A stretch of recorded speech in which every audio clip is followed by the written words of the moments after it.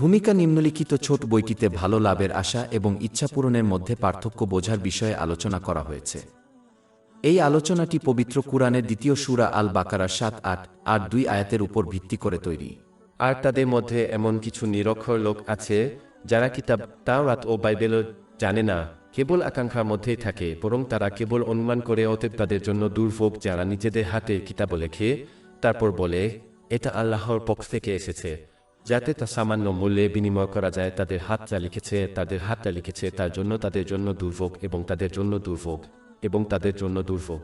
আর তারা কিতাবধারীরা বলে জাহান্নাম আমাদেরকে কয়েক দিন ছাড়া কখনো স্পর্শ করবে না। বলো, তোমরা কি আল্লাহর সাথে কোন অঙ্গীকার করেছ? কারণ আল্লাহ কখনো তার অঙ্গীকার ভঙ্গ করবেন না। অথবা তোমরা কি আল্লাহর সম্পর্কে এমন কিছু বলো যা তোমরা জানো না? হ্যাঁ, কেউ মন্দ কাজ করে এবং তার পাপ তাকে ঘিরে ফেলে, তারাই জাহান্নামের অধিবাসী, তারা সেখানে চিরকাল থাকবে। কিন্তু যারা ঈমান আনে এবং সৎকর্ম করে তারাই জান্নাতের অধিবাসী, তারা সেখানে চিরকাল থাকবে। আলোচ্য শিক্ষাগুলি বাস্তবায়ন করা একজন মুসলিমকে ইতিবাচক বৈশিষ্ট্য গ্রহণে সহায়তা করবে। ইতিবাচক বৈশিষ্ট্য গ্রহণ করলে মন ও দেহের শান্তি ফিরে আসে। দ্বিতীয় অধ্যায় আল বাকারা আয়াত ৭-৮। আর তাদের মধ্যে আহলে কিতাবধারীদের কিছু নিরক্ষর লোক আছে যারা কিতাব তোরাহ ও বাইবেল জানে না, কেবল আকাঙ্ক্ষার মধ্যে লিপ্ত থাকে, বরং তারা কেবল অনুমান করে। এই আয়াতে সেই সব লোকদের সমালোচনা করা হয়েছে যারা মৌখিকভাবে একটি নির্দিষ্ট ধর্ম অনুসরণ করার দাবি করে কিন্তু তার শিক্ষা গ্রহণ এবং তার উপর আমল করতে ব্যর্থ হয়। আহলে কিতাবদের অনেকেই অন্ধভাবে তাদের ঐশী কিতাবগুলি পাঠ করত, তারা যা শিক্ষা দিত এবং প্রচার করত তা না জেনে, ঠিক যেমন আজকের মুসলিমরা পবিত্র কুরআন তেলাওয়াত করে এর অর্থ না বুঝে। ফলস্বরূপ আহলে কিতাবদের এই অশিক্ষিত লোকেরা তখন তাদের প্রাচীন ও পণ্ডিতদের অন্ধভাবে অনুসরণ করত, তাদের ঐশী কিতাবের শিক্ষা না বুঝে। বেশিরভাগ ক্ষেত্রে এটি তাদের পথভ্রষ্টতার দিকে পরিচালিত করে, কারণ তাদের অনেক প্রাচীন ও পণ্ডিত ইচ্ছাকৃতভাবে তাদের ঐশী কিতাবের ভুল ব্যাখ্যা করেছিলেন, যেমন সম্পদ এবং সামাজিক মর্যাদা অর্জনের জন্য। উদাহরণস্বরূপ, তাদের বেশিরভাগই ইসলাম প্রত্যাখ্যান করেছিলেন এবং তাদের অজ্ঞ অনুসারীদের ইসলাম প্রত্যাখ্যান করার পরামর্শ দিয়েছিলেন, যদিও তারা স্পষ্টভাবে স্বীকার করেছিলেন যে পবিত্র কুরআন এবং মহানবী মুহাম্মদ এর সত্যতা তাদের ঐশী কিতাবে আলোচনা করা হয়েছে। অধ্যায় ৬ আল আনাম আয়াত ২-০।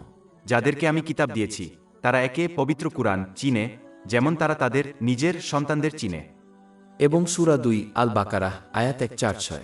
যাদেরকে আমি কিতাব দিয়েছি তারা তাকে নবী মুহাম্মদ সাল্লাল্লাহু আলাইহি ওয়াসাল্লাম তেমনভাবে চেনে যেমন তারা তাদের সন্তানদের চেনে। এবং সূরা ২ আল বাকারাহ আয়াত ৭-৮। আর তাদের মধ্যে আহলে কিতাবদের কিছু নিরক্ষর লোক আছে যারা কিতাব তোরাহ ও বাইবেল জানে না। অতএব এই আয়াতে ঐশ্বরিক জ্ঞান না শিখে এবং তার উপর আমল না করে অজ্ঞতা অবলম্বন করার বিরুদ্ধে সতর্ক করা হয়েছে, কারণ এটি প্রায়শই অন্যদের অন্ধ অনুকরণের দিকে পরিচালিত করে, যা প্রায়শই বিপদকামিতার দিকে পরিচালিত করে। অধ্যায় ৬ আল আনাম আয়াত ১-১-৬। আর যদি তুমি পৃথিবীর অধিকাংশ লোকের কথা মেনে নাও, তাহলে তারা তোমাকে আল্লাহর পথ থেকে বিচ্যুত করবে। তারা কেবল অনুমানের অনুসরণ করে এবং তারা কেবল ভুল সিদ্ধান্ত নেয়। সুনানে ইবনে মাজাহ ২-২-৪ নম্বরে বর্ণিত হাদিস অনুসারে ইসলামী জ্ঞান শেখা এবং তার উপর আমল করা প্রতিটি মুসলমানের উপর ফরজ হওয়ার এটি একটি কারণ। একজন মুসলিমের কাছ থেকে ইসলামী জ্ঞানের সমস্ত জটিল এবং বিস্তারিত দিক, যেমন ইসলামী আইনশাস্ত্রের জটিল দিকগুলি বোঝার আশা করা হয় না, তবে তাদের কাছ থেকে পবিত্র কুরআন এবং মহানবী মুহাম্মদ এর হাদিসে আলোচিত ঈমানের মৌলিক উপাদানগুলি শেখার আশা করা হয় এবং তাদের জীবনব্যাপী নির্দেশনার এই দুটি উৎস নিয়মিত অধ্যয়ন, শিক্ষা এবং তার উপর আমল করার আশা করা হয়। এটি নিশ্চিত করবে যে কেউ তাদের সমস্ত ধর্মীয় বিষয়ে অন্ধভাবে অন্যদের অনুসরণ করবে না, যার ফলে বিপদগামী হওয়ার সম্ভাবনা হ্রাস পাবে। অধ্যায় ২ আল বাকারা আয়াত ৭-৮। আর তাদের মধ্যে আহলে কিতাবধারীদের কিছু নিরক্ষর লোক আছে যারা কিতাব তোরাহ ও বাইবেল জানে না, কেবল আকাঙ্ক্ষার মধ্যে লিপ্ত থাকে, বরং তারা কেবল অনুমান করে। অজ্ঞতা মানুষকে আন্তরিকভাবে আল্লাহর আনুগত্য করতেও বাধা দেয়, যার অর্থ হল তাদের প্রদত্ত আশীর্বাদগুলিকে এমনভাবে ব্যবহার করা যা আল্লাহর সন্তুষ্টির জন্য। যখন তারা জানে না যে কিভাবে তারা প্রদত্ত আশীর্বাদগুলিকে সঠিকভাবে ব্যবহার করবে, এই অজ্ঞ লোকেরা তখন তাদের প্রদত্ত আশীর্বাদগুলির অপব্যবহার করবে এবং ধরে নেবে যে তারা সঠিক পথে পরিচালিত, কারণ তারা তাদের কথার মাধ্যমে আল্লাহর প্রতি বিশ্বাসের দাবি করে। এই মনোভাব তাদের কেবল সাংস্কৃতিক অনুশীলন এবং বিশ্বাসকে ধর্মীয় অনুশীলন এবং বিশ্বাস হিসাবে গ্রহণ করতে উৎসাহিত করবে। এটি কেবল আরও বিভ্রান্তির দিকে পরিচালিত করবে, কারণ এই অভ্যাসগুলির অনেকগুলি শিরক এবং আল্লাহর অবাধ্যতার মধ্যে নিহিত। অজ্ঞ মুসলিমদের দেখলে এটি স্পষ্ট হয়ে ওঠে। আহলে কিতাবদের অজ্ঞরা ধরে নিয়েছিল যে ঐশ্বরিক জ্ঞান না শেখা এবং তার উপর আমল না করা এবং তাদের ধর্ম থেকে কিছু আমল না শেখাই মুক্তির জন্য যথেষ্ট। তারা তাদের বিশ্বাসকে কয়েকটি খালি আমলে পরিণত করেছিল এবং বুঝতে পারেনি যে তাদের বিশ্বাস তাদের প্রতিটি উদ্দেশ্য, কথা এবং কর্মকে প্রভাবিত করার জন্য। এই বোধগম্যতা কেবল তখনই ঘটে যখন কেউ ধর্মীয় জ্ঞান অর্জন করে এবং তার উপর আমল করে। দুঃখের বিষয় হল, অনেক মুসলিম তাদের পদাঙ্ক অনুসরণ করে কিছু শারীরিক ইবাদতের উপর নির্ভর করে এই ভেবে যে এটিই সাফল্যের পথ। যখন কেউ তাদের বিশ্বাসকে এমন কিছু অভ্যাস এবং আচার অনুষ্ঠানে রূপান্তরিত করে যা তারা বোঝে না, তখন তাদের বিশ্বাস আর জীবনের পথ হয়ে ওঠে না। যখন পরবর্তী প্রজন্ম তাদের পদাঙ্ক অনুসরণ করে, তখন তাদের এই কয়েকটি অভ্যাস ত্যাগ করা সময়ের ব্যাপার, কারণ তারা মনে করে যে এগুলি তাদের সংস্কৃতির একটি অংশ, বরং বুঝতে পারে যে তাদের বিশ্বাস জীবনের একটি উপায়। উদাহরণস্বরূপ, পশ্চিমা দেশগুলিতে অভিবাসী প্রবীণরা পোশাকের ক্ষেত্রে তাদের সংস্কৃতিকে ধরে রেখেছিলেন, কিন্তু পরবর্তী প্রজন্ম যারা পশ্চিমে জন্মগ্রহণ করেছিলেন এবং বেড়ে উঠেছিলেন তারা এই পোশাক পরিধানের পদ্ধতি ত্যাগ করেছিলেন এই ভেবে যে এটি কেবল একটি সাংস্কৃতিক অনুশীলন, জীবনযাত্রা নয়।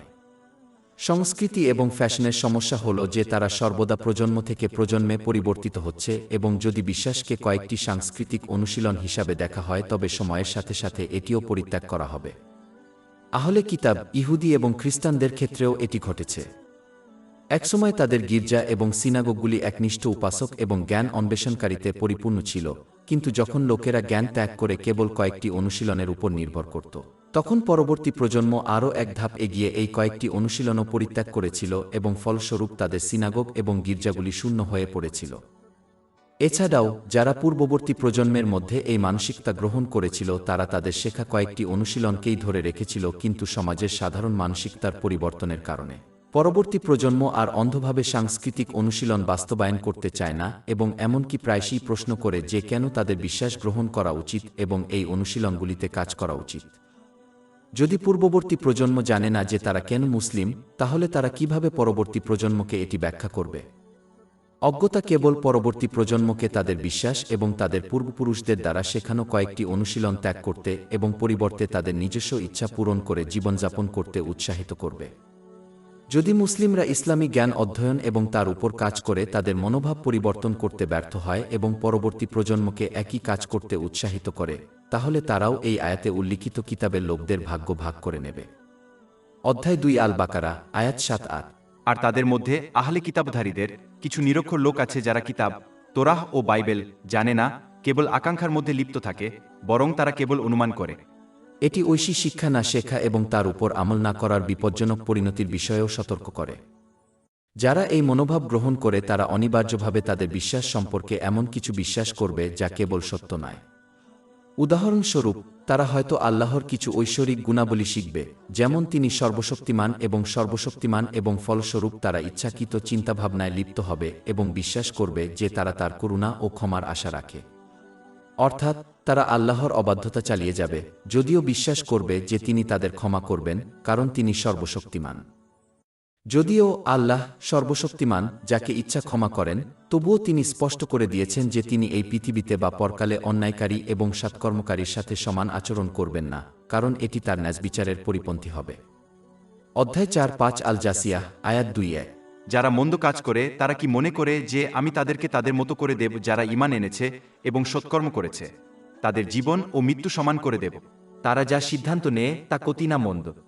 এই ইচ্ছাকৃত চিন্তাবিদ বিশ্বাস করেন যে তারা মহান আল্লাহকে সম্মান করছেন, অথচ তারা আসলে ইঙ্গিত দিচ্ছেন যে তিনি ন্যায়বিচারের সাথে বিচার করেন না, যেমন তারা বিশ্বাস করেন যে তিনি সৎকর্মকারীর সাথে অন্যায়কারীর সমান আচরণ করবেন। মহান আল্লাহর উপর আশা সর্বদা তার আনুগত্যের সাথে জড়িত। যে ব্যক্তি আন্তরিকভাবে তার আনুগত্য করার চেষ্টা করে, তাকে প্রদত্ত আশীর্বাদগুলি তার সন্তুষ্টির উপায়ে ব্যবহার করে এবং তাদের কৃত পাপ থেকে আন্তরিকভাবে অনুতপ্ত হয়, সে মহান আল্লাহর রহমত এবং ক্ষমার আশা করার যোগ্য। সূরা 2 আল বাকারা, আয়াত 7-8। আর তাদের মধ্যে আহলে কিতাবধারীদের কিছু নিরক্ষর লোক আছে যারা কিতাব, তোরাহ ও বাইবেল জানে না, কেবল আকাঙ্ক্ষার মধ্যে লিপ্ত থাকে, বরং তারা কেবল অনুমান করে। যারা ইসলামী শিক্ষা গ্রহণ এবং তার উপর আমল করতে ব্যর্থ হয় তাদের আরেকটি ভুল বিশ্বাস হল তারা বিচার দিবস এবং জাহান্নামের শাস্তিকে তুচ্ছ মনে করে। তারা ধরে নেয় যে তারা মুসলিম হিসেবেই মারা যাবে, যার অর্থ তারা অবশেষে জান্নাতে প্রবেশ করবে, যদিও তাদের প্রথমে জাহান্নামে শাস্তি দেওয়া হয়। প্রথমত, ঈমান নিয়ে এই পৃথিবী ছেড়ে যাওয়া নিশ্চিত নয়, এবং যারা তাদের অজ্ঞতার কারণে মহান আল্লাহর অবাধ্যতায় অবিচল থাকে, তারা হয়তো তাদের ঈমান ছাড়াই এই পৃথিবী ছেড়ে চলে যাবে, কারণ তারা তাদের ঈমানকে আনুগত্যের মাধ্যমে লালন পালন করতে ব্যর্থ হয়েছে। ঈমান হলো একটি গাছের মতো যাকে ভালো কাজের মাধ্যমে লালন পালন করতে হবে, এবং ঠিক যেমন একটি গাছ যখন পানি পান না করে মারা যায়, ঠিক তেমনি একজন মুসলিমের ঈমানও অসহনীয়, যে তাদের ঈমানের মৌখিক ঘোষণাকে কর্মের মাধ্যমে সমর্থন করতে ব্যর্থ হয়। দ্বিতীয়ত, বিচার দিবস এবং জাহান্নামের শাস্তি অসহনীয়, এমনকি এক মুহূর্তের জন্যও, বহু বছর তো দূরের কথা। মহানবী হযরত মুহাম্মদ সতর্ক করে দিয়েছেন যে যে ব্যক্তি তাদের পার্থিব জীবনকে সবচেয়ে বেশি উপভোগ করেছে তাকে কিয়ামতের দিন এক মুহূর্তের জন্য জাহান্নামে ডুবিয়ে আবার টেনে বের করে আনা হবে। তাকে জিজ্ঞাসা করা হবে যে সে কি তার সমগ্র অস্তিত্বে ভালো কিছু অনুভব করেছে, যার উত্তরে সে না বলে দেবে, কারণ জাহান্নাম এতটাই ভয়াবহ যে এটি একজন ব্যক্তির যে কোনো আনন্দের স্মৃতি এবং অনুভূতি ধ্বংস করে দেয়। সুনানে ইবনে মাজাহের 4321 নং আয়াতে প্রাপ্ত একটি হাদিসে এই বিষয়ে সতর্ক করা হয়েছে। এটি স্পষ্ট করে দেওয়ার জন্য যথেষ্ট যে জাহান্নামের এক মুহূর্ত অসহনীয়, তাই কেউ কখনো একে পার্থিব কারাগারের মতো ছোট করে দেখবে না। উপরন্তু এই বিভ্রান্তিকর মনোভাবটি আহলে কিতাবদের দ্বারাও গৃহীত হয়েছিল, যারা জাহান্নামকে ছোট করে দেখেছিল, এবং ফলস্বরূপ মহান আল্লাহ পবিত্র কুরআনে তাদের সমালোচনা করেছেন। 2 সূরা আল বাকারা, আয়াত 80। আর তারা বলে, জাহান্নাম আমাদেরকে কখনো স্পর্শ করবে না। কয়েক দিন ছাড়া বলুন, তোমরা কি আল্লাহর সাথে কোনো অঙ্গীকার করেছ? কারণ আল্লাহ কখনো তার অঙ্গীকার ভঙ্গ করবেন না। নাকি তোমরা আল্লাহর সম্পর্কে এমন কিছু বল যা তোমরা জানো না? সূরা 2 আল বাকারা, আয়াত 7-8। আর তাদের মধ্যে আহলে কিতাবধারীদের কিছু নিরক্ষর লোক আছে যারা কিতাব, তোরাহ ও বাইবেল জানে না, কেবল আকাঙ্ক্ষার মধ্যে লিপ্ত থাকে, বরং তারা কেবল অনুমান করে। অজ্ঞ মুসলমানদের আরেকটি ধ্রুপদী বিভ্রান্তিকর ধারণা হল, তারা ধরে নেয় যে তারা কিয়ামতের দিন একজন পবিত্র ব্যক্তি, আধ্যাত্মিক পথপ্রদর্শক এবং শিক্ষক, যেমন মহানবী মুহাম্মদ এর সুপারিশের মাধ্যমে জাহান্নাম থেকে রক্ষা পাবে, যদিও তারা মহান আল্লাহর অবাধ্যতার উপর অটল ছিল। যদিও মহানবী মুহাম্মদ এর সুপারিশ একটি সত্য, তবুও অনেক মুসলিম জাহান্নামে প্রবেশ করবে, এবং যেমনটি আগেই উল্লেখ করা হয়েছে, জাহান্নামের একটি মুহূর্ত অসহনীয়। উপরন্তু এই অজ্ঞ লোকেরা বুঝতে ব্যর্থ হয় যে মহানবী মুহাম্মদ যেমন মুসলমানদের জন্য সুপারিশ করবেন, তিনিও তাদের বিরুদ্ধে সাক্ষ্য দেবেন যারা পবিত্র কুরআন শেখা এবং তার উপর আমল করা ছেড়ে দিয়েছে। অধ্যায় 2-5 আল ফুরকান, আয়াত 3-0। আর রাসূল বলেছেন, হে আমার প্রতিপালক, আমার সম্প্রদায় এই কুরআনকে পরিত্যক্ত কোনো কিছু গ্রহণ জিনিস করার হিসেবে পরই তা পরিত্যাগ করতে পারে। অতএব এটি স্পষ্টতই মুসলিমদের বোঝায়, কারণ তারাই পবিত্র কুরআন পবিত্র নবী মুহাম্মদ এর কাছ থেকে গ্রহণ করেছে। মহানবী মুহাম্মদ যার বিরুদ্ধে সাক্ষ্য দেবেন, তার কি হবে তা নির্ধারণ করার জন্য একজন পণ্ডিতের প্রয়োজন হয় না। এই অজ্ঞ লোকেরা বিশ্বাস করে যে যেহেতু তারা পবিত্র নবী মুহাম্মদ এর উম্মত, তাই তাদের কর্ম নির্বিশেষে তাদের ক্ষমা করা হবে। এটি ছিল আহলে কিতাবদের দ্বারা গৃহীত একই বিভ্রান্তিকর মনোভাব, যার সমালোচনা আল্লাহ পবিত্র কুরআনে করেছেন। 5 সূরা আল মাইদা, আয়াত 1-8। যে অজ্ঞ ব্যক্তি ইসলামী জ্ঞান শিখতে এবং তার উপর আমল করতে ব্যর্থ হয়, সে ধরে নেয় যে তাদের জন্য মহান আল্লাহর রীতি পরিবর্তন করা হবে। অর্থাৎ যদিও তিনি পূর্ববর্তী জাতিগুলিকে শাস্তি দিয়েছেন এবং শাস্তি দেবেন যারা ক্রমাগত তার অবাধ্যতা করেছিল, তবুও অজ্ঞ ব্যক্তি বিশ্বাস করে যে এই রীতি তাদের জন্য পরিবর্তিত হবে। কিন্তু তারা বুঝতে ব্যর্থ হয় যে মহান আল্লাহর রীতি কারো বা কোনো জাতির জন্য পরিবর্তিত হয় না। 3-5 সূরা ফাতির, আয়াত 4-3। তাহলে তারা কি পূর্ববর্তীদের পদ্ধতি অর্থাৎ ভাগ্য ছাড়া অপেক্ষা করছে? কিন্তু তুমি আল্লাহর পদ্ধতিতে অর্থাৎ প্রতিষ্ঠিত পদ্ধতিতে কখনো কোনো পরিবর্তন পাবে না, এবং তুমি আল্লাহর পদ্ধতিতে কখনো কোনো পরিবর্তন পাবে না। সূরা 2 আল বাকারা, আয়াত 7-8। আর তাদের মধ্যে আহলে কিতাবধারীদের কিছু নিরক্ষর লোক আছে যারা কিতাব, তোরাহ ও বাইবেল জানে না, কেবল আকাঙ্ক্ষার মধ্যে লিপ্ত থাকে, বরং তারা কেবল অনুমান করে। অজ্ঞ মুসলমানদের আরেকটি ধ্রুপদী বিভ্রান্তিকর ধারণা হল, তারা ধরে নেয় যে তারা কেবল নবী মুহাম্মদ এবং তার সাহাবীদের প্রতি ভালোবাসার দাবি করার কারণেই বিচারের দিন জাহান্নাম থেকে মুক্তি পাবে, যদিও তারা তার ঐতিহ্য শেখা এবং আমলের মাধ্যমে এই ভালোবাসা প্রমাণ করতে ব্যর্থ হয়েছে। তারা মনে রাখতে ব্যর্থ হয়েছে যে পূর্ববর্তী জাতিগুলিও তাদের নবীদের প্রতি ভালোবাসার দাবি করে, তবুও তারা বিচারের দিন তাদের সাথে থাকবে না, কারণ তারা কার্যত তাদের পদাঙ্ক অনুসরণ করতে ব্যর্থ হয়েছে। একই পরিণতি ঘটবে সেই সব মুসলমানদের ক্ষেত্রেও যারা কার্যত নবী মুহাম্মদ সাক এর পদাঙ্ক অনুসরণ করতে ব্যর্থ হয়েছে, যার মধ্যে রয়েছে পবিত্র কুরআন এবং নবী মুহাম্মদ সাক এর হাদিসে বর্ণিত আল্লাহকে সন্তুষ্ট করার জন্য প্রদত্ত আশীর্বাদ ব্যবহার করা। এটি অনেক আয়াতে নির্দেশিত হয়েছে, যেমন সূরা আন-নিসা আয়াত 6-9।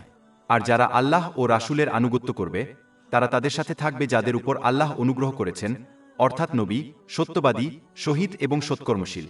আর সঙ্গী হিসেবে তারাই উত্তম। এই আয়াতটি স্পষ্ট করে যে এই পরিণতি কেবল তাদের জন্য যারা কার্যত আল্লাহ মহিমান্বিত এবং তার পবিত্র নবী মুহাম্মদ শাহ এর আনুগত্য করে, তাদের জন্য নয় যারা কেবল তাদের কথার মাধ্যমে ভালোবাসা দাবি করে। সূরা 2 আল বাকারা আয়াত 7-8। আর তাদের মধ্যে আহলে কিতাবধারীদের কিছু নিরক্ষর লোক আছে যারা কিতাব, তোরাহ ও বাইবেল জানে না, কেবল আকাঙ্ক্ষার মধ্যে লিপ্ত থাকে, বরং তারা কেবল অনুমান করে। পরিশেষে অন্যদের দ্বারা বিভ্রান্ত হওয়া এবং আল্লাহ, পবিত্র কুরআন, পবিত্র নবী মুহাম্মদ তার উপর শান্তি ও আশীর্বাদ বর্ষিত হোক এবং পরকাল সম্পর্কে ইচ্ছাকৃত চিন্তাভাবনা এবং মিথ্যা বিশ্বাস গ্রহণ করা থেকে বিরত থাকার একমাত্র উপায় হল পবিত্র কুরআন এবং পবিত্র নবী মুহাম্মদ তার উপর শান্তি ও আশীর্বাদ বর্ষিত হোক তার ঐতিহ্য শেখা এবং তার উপর আমল করা। এটি নিশ্চিত করবে যে তারা তাদের প্রদত্ত আশীর্বাদগুলি এমনভাবে ব্যবহার করবে যা আল্লাহ মহিমান্বিতকে খুশি করে, যেমন পবিত্র কুরআন এবং পবিত্র নবী মুহাম্মদ তার উপর শান্তি ও আশীর্বাদ বর্ষিত হোক তার ঐতিহ্যে বর্ণিত হয়েছে। এটি উভয় জগতে মানসিক শান্তি এবং সাফল্যের দিকে পরিচালিত করে। সূরা 1-6 আন-নাহল আয়াত 9-7। যে কেউ সৎকর্ম করে, পুরুষ হোক বা নারী, মুমিন অবস্থায়, আমি অবশ্যই তাকে পবিত্র জীবন দান করব এবং অবশ্যই তাদেরকে তাদের সর্বোত্তম কর্মের প্রতিদান দেব যা তারা করত। কিন্তু যে ব্যক্তি এইভাবে আচরণ করতে ব্যর্থ হয় এবং অজ্ঞতাকে নিজের পথে গ্রহণ করে, সে প্রদত্ত আশীর্বাদের অপব্যবহার করবে। এর ফলে দুনিয়ায় চাপ ও অসুবিধার সৃষ্টি হবে এবং তারপর পরকালে তারা এমন অসুবিধা ও ঝামেলার সম্মুখীন হবে যা তারা তাদের অজ্ঞতার কারণে কখনো উপলব্ধি করতে বা আশা করতে পারেনি। অধ্যায় 2 তাহা আয়াত 1-2-4, 1-2-6। আর যে আমার স্মরণ থেকে মুখ ফিরিয়ে নেবে তার জীবন হবে দুর্বিষহ, অর্থাৎ কঠিন। আর আমি তাকে কিয়ামতের দিন অন্ধ অবস্থায় একত্রিত করব। সে বলবে, হে আমার প্রতিপালক, আমি যখন দৃষ্টিশক্তি সম্পন্ন ছিলাম তখন তুমি আমাকে অন্ধ অবস্থায় কেন উঠালে? আল্লাহ বলবেন, এভাবেই আমার নিদর্শন তোমার কাছে এসেছিল আর তুমি সেগুলো ভুলে গিয়েছিলে, অর্থাৎ উপেক্ষা করেছিলে। আর আজ তোমাকেও এভাবেই ভুলে যাওয়া হবে। এবং অধ্যায় 3 জুমার আয়াত 4-7। আর যারা অন্যায় করেছে, যদি তাদের কাছে পৃথিবীর সবকিছুই থাকত এবং তার সাথে তার সমপরিমাণ আরও থাকত, তাহলে তারা কিয়ামতের দিন সবচেয়ে খারাপ শাস্তি থেকে মুক্তি পেতে মুক্তিপণ হিসেবে নিজেদেরকে মুক্ত করার চেষ্টা করত। আর আল্লাহর পক্ষ থেকে তাদের সামনে এমন কিছু প্রকাশ পাবে যা তারা কল্পনাও করেনি। দ্বিতীয় অধ্যায় আল বাকারা আয়াত 7-9 আর 2। সুতরাং তাদের জন্য দুর্ভোগ যারা নিজেদের হাতে কিতাব লেখে তারপর বলে, এটা আল্লাহর কাছ থেকে এসেছে, যাতে তা সামান্য মূল্যে বিনিময় করা যায়। তাদের হাত যা লিখেছে তার জন্য দুর্ভোগ এবং তাদের উপার্জনের জন্য তাদের জন্য দুর্ভোগ। আর তারা কিতাবধারীরা বলে, কয়েক দিন ছাড়া আগুন আমাদের কখনো স্পর্শ করবে না। বলো, তোমরা কি আল্লাহর সাথে কোনো অঙ্গীকার করেছ? কারণ আল্লাহ কখনো তার অঙ্গীকার ভঙ্গ করবেন না। অথবা তোমরা কি আল্লাহর সম্পর্কে এমন কিছু বলো যা তোমরা জানো না? হ্যাঁ, বিপরীতভাবে, যে কেউ মন্দ কাজ করে এবং তার পাপ তাকে ঘিরে ফেলে, তারাই জাহান্নামের অধিবাসী, তারা সেখানে চিরকাল থাকবে। কিন্তু যারা ঈমান আনে এবং সৎকর্ম করে, তারাই জান্নাতের অধিবাসী, তারা সেখানে চিরকাল থাকবে। আল্লাহ তাআলা আহলে কিতাবদের সমালোচনা করেন যারা ইচ্ছাকৃতভাবে তাদের ঐশী গ্রন্থের ভুল ব্যাখ্যা এবং পরিবর্তন করে পার্থিব জিনিসপত্র, যেমন সম্পদ এবং নেতৃত্ব অর্জনের জন্য। উদাহরণস্বরূপ, তারা ঐশী আইন পরিবর্তন করার জন্য ধনীদের কাছ থেকে ঘুষ গ্রহণ করত যাতে তাদের পার্থিব কামনাবাসনা পূরণের মাধ্যমে পাপ করার সুযোগ দেওয়া হতো। এমনকি তারা তাদের অন্ধ অনুসারীদের ইসলাম গ্রহণ থেকে বিরত রাখার জন্য তাদের ঐশী গ্রন্থে বর্ণিত মহান বি হযরত মুহাম্মদ শাক এবং পবিত্র কুরআনের বর্ণনাও পরিবর্তন করেছিল। সূরা 6 আল আনাম আয়াত 20। যাদেরকে আমি কিতাব দিয়েছি তারা একে পবিত্র কুরআন চিনে, যেমন তারা তাদের নিজের সন্তানদের চিনে। এবং সূরা 2 আল বাকারা আয়াত 146। যাদেরকে আমি কিতাব দিয়েছি তারা তাকে নবী মুহাম্মদ সাল্লাল্লাহু আলাইহি ওয়াসাল্লাম তেমনভাবে চেনে যেমন তারা তাদের সন্তানদের চেনে। এবং সূরা 2 আল বাকারা আয়াত 7-9। অতএব তাদের জন্য দুর্ভোগ যারা নিজ হাতে কিতাব লেখে তারপর বলে, এটা আল্লাহর পক্ষ থেকে এসেছে, যাতে তা সামান্য মূল্যে বিনিময় করতে পারে। কিন্তু মহান আল্লাহ তাদেরকে সতর্ক করে দিচ্ছেন যে তারা যত পার্থিব জিনিসই লাভ করুক না কেন, যদি তারা আন্তরিকভাবে তাদের ঐশী গ্রন্থগুলোর প্রতি কঠোরভাবে আনুগত্য করে আল্লাহ তাআলার আনুগত্য করত, তাহলে তারা যা পেত তার তুলনায় তা খুবই নগণ্য হবে। যারা সঠিকভাবে আচরণ করে তাদের উভয় জগতে যে মানসিক শান্তি এবং সাফল্য দেওয়া হয় তা তাদের ঈমানের সাথে আপস করে যে বিন্দু বিন্দু লাভ করা যায় তার তুলনায় সমুদ্রের সমান। ১৬তম সূরা আন-নাহল, আয়াত ৯-৭। যে কেউ সৎকর্ম করে, পুরুষ হোক বা নারী, মুমিন অবস্থায়, আমি অবশ্যই তাকে পবিত্র জীবন দান করব এবং অবশ্যই তাদেরকে তাদের সর্বোত্তম কর্মের প্রতিদান দেব যা তারা করত। অধিকন্তু এইভাবে তাদের বিশ্বাসের সাথে আপোষ করে যে পার্থিব জিনিসপত্র পাওয়া যায় তা তাদের জন্য চাপ, দুর্দশা এবং হতাশার উৎস হয়ে উঠবে, কারণ একমাত্র আল্লাহই তাদের ধারকের উপর পার্থিব আশীর্বাদের প্রভাব নিয়ন্ত্রণ করেন এবং তিনিই কেবল মানুষের আধ্যাত্মিক হৃদয়, মনের শান্তির আবাসস্থল নিয়ন্ত্রণ করেন। এই কারণেই প্রায়শই পার্থিব বিলাসিতায় ডুবে থাকা ব্যক্তিদের অন্য যে কারো চেয়ে বেশি উদ্বেগ, হতাশা এবং আত্মহত্যার প্রবণতার মতো মানসিক সমস্যায় ভোগা দেখা যাবে। এটি স্পষ্টভাবে ইঙ্গিত করে যে মনের শান্তি ছাড়া সমস্ত পার্থিব আশীর্বাদ এবং বিলাসিতা তুচ্ছ, ঠিক যেমন আয়াত ৭-৯ বলা হয়েছে। অধ্যায় ২০ তাহা, আয়াত ১-২-৪, ১-২-৬। আর যে আমার স্মরণ থেকে মুখ ফিরিয়ে নেবে তার জীবন হবে দুর্বিষহ, অর্থাৎ কঠিন, আর আমি তাকে কিয়ামতের দিন অন্ধ অবস্থায় একত্রিত করব। সে বলবে, হে আমার প্রতিপালক, আমি যখন দৃষ্টিশক্তি সম্পন্ন ছিলাম তখন তুমি আমাকে অন্ধ অবস্থায় কেন উঠালে? আল্লাহ বলবেন, এভাবেই আমার নিদর্শন তোমার কাছে এসেছিল আর তুমি সেগুলো ভুলে গিয়েছিলে, অর্থাৎ উপেক্ষা করেছিলে, আর আজ তোমাকেও এভাবেই ভুলে যাওয়া হবে। যারা ইচ্ছাকৃতভাবে ঐশ্বরিক শিক্ষার ভুল ব্যাখ্যা করে নিজেদের এবং অন্যদেরকে প্রদত্ত আশীর্বাদের অপব্যবহার করার সুযোগ দিয়ে ঐশী শিক্ষার সাথে আপোষ করে, তাদের জন্য এই পার্থিব ও পরকালীন শাস্তির কথা ৭-৯ নং আয়াতের শেষে উল্লেখ করা হয়েছে। দ্বিতীয় সূরা আল বাকারাহ, ৭-৯ নং আয়াত। তাদের হাত যা লিখেছে তার জন্য তাদের জন্য দুর্ভোগ, এবং তারা যা উপার্জন করে তার জন্য তাদের জন্য দুর্ভোগ। অভিশাপ মানুষকে মহান আল্লাহর রহমত থেকে দূরে সরিয়ে দেয়, যা তাকে দুনিয়া বা আখেরাতে শান্তি এবং সাফল্য লাভ থেকে বিরত রাখে, তা সে পার্থিব জিনিসপত্র যাই লাভ করুক না কেন। এছাড়াও সুনানে ইবনে মাজাহের ২৫৩ নম্বর হাদিসে নবী মুহাম্মদ সতর্ক করে বলেছেন যে দুনিয়াবি জিনিসপত্র যেমন লোক দেখানোর জন্য ইসলামী জ্ঞান অর্জন করলে জাহান্নামে প্রবেশ করতে হবে। সূরা ২ আল বাকারা, আয়াত ৭-৯।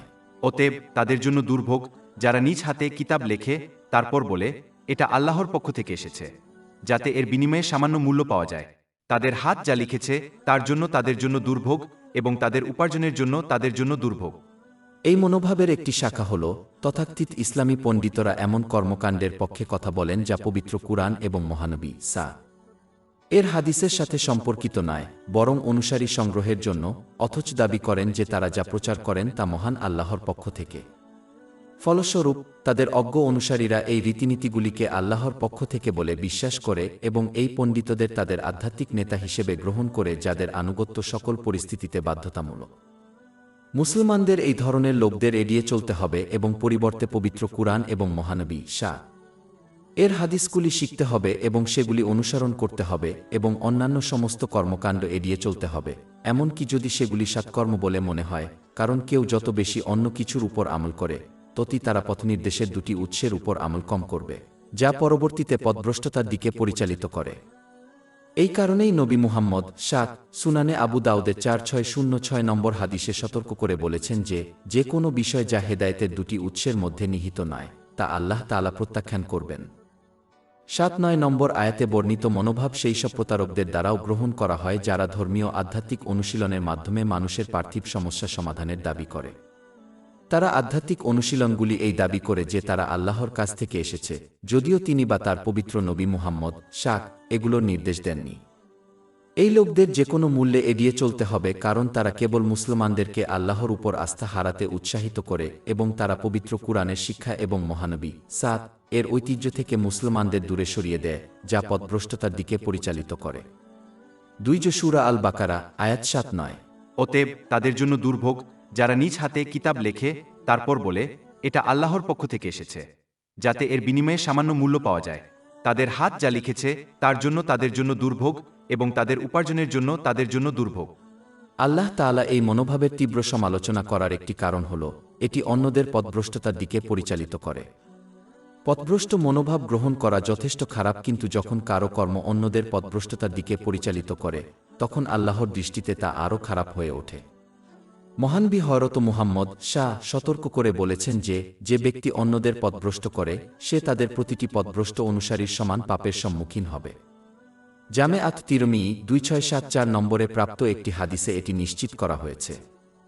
অতএব একজনকে নিশ্চিত করতে হবে যে তারা যেন সর্বদা পবিত্র কুরআন এবং মহানবী হযরত মুহাম্মদ শাহ এর হাদিস কঠোরভাবে মেনে চলতে শেখে, আমল করে এবং অন্যদের উপদেশ দেয়। এরপর আল্লাহ তাআলা ব্যাখ্যা করেন যে কেন আহলে কিতাবদের অনেক আলেম ইচ্ছাকৃতভাবে তাদের ঐশী গ্রন্থ সম্পাদনা এবং ভুল ব্যাখ্যা করেছেন। অধ্যায় 2 আল বাকারা আয়াত 80। আর তারা কিতাবধারীরা বলে, কয়েক দিন ছাড়া আগুন আমাদের কখনো স্পর্শ করবে না।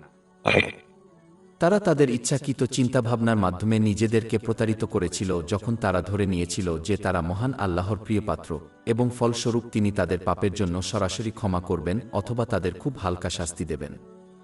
এই ফলাফলের ফলে সম্পদ এবং নেতৃত্বের মতো পার্থিব জিনিসপত্র অর্জনের জন্য তাদের ঐশী ধর্মগ্রন্থ সম্পাদনা এবং ভুল ব্যাখ্যা করা মূল্যবান হয়ে ওঠে, ঠিক যেমন একজন চোর ঝুঁকি নেওয়ার যোগ্য বলে মনে করে মূল্যবান কিছু চুরি করার পরিকল্পনা করে, এমনকি যদি তারা ধরা পড়ে এবং কারাগারে পাঠানো হয়। অধ্যায় 5 আল মাইদা আয়াত 1-8। কিন্তু ইহুদি ও খ্রিস্টানরা বলে, আমরা আল্লাহর সন্তান এবং তার প্রিয়জন বলুন, তাহলে তিনি তোমাদের পাপের জন্য কেন শাস্তি দেন? বরং তোমরা তার সৃষ্টির অন্তর্ভুক্ত মানুষ।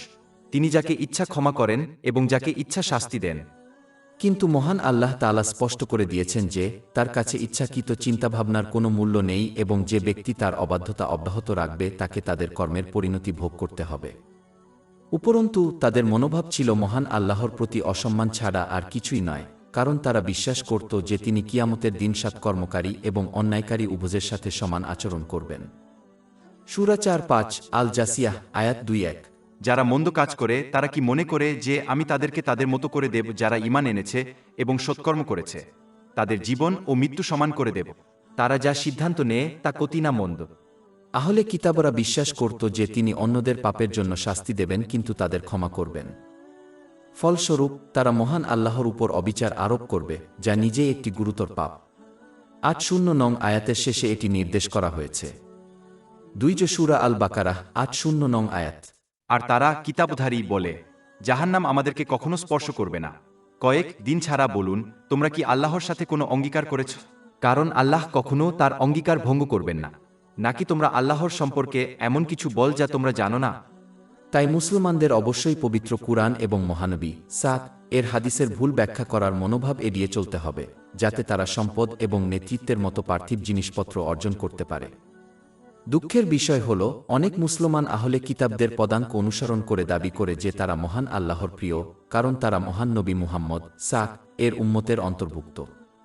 ফলস্বরূপ তারা আহলে কিতাবের মতোই ইচ্ছাকৃত চিন্তাভাবনা গ্রহণ করে, এই বিশ্বাসে যে পবিত্র কুরআন এবং হযরত মুহাম্মদ সাক এর হাদিস উপেক্ষা করার জন্য তাদের ক্ষমা করা হবে অথবা হালকা শাস্তি দেওয়া হবে, যার ফলে তারা প্রদত্ত আশীর্বাদের অপব্যবহার করে। তারা বুঝতে ব্যর্থ হয় যে যদিও মহানবী সাক এর সুপারিশ একটি বাস্তবতা, তবু অনেক মুসলিম এখনও জাহান্নামে যাবে।